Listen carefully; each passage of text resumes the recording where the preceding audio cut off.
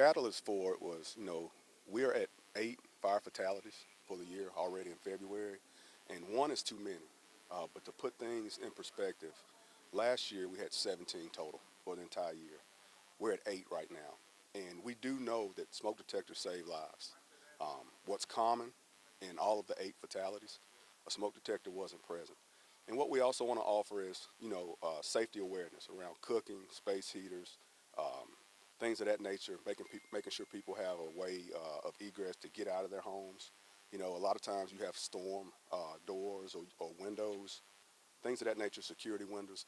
They keep people out, but also what they do is they keep you in. So just trying to talk to people about the safety factors that we can help, and hopefully we help somebody save a loved one or save themselves.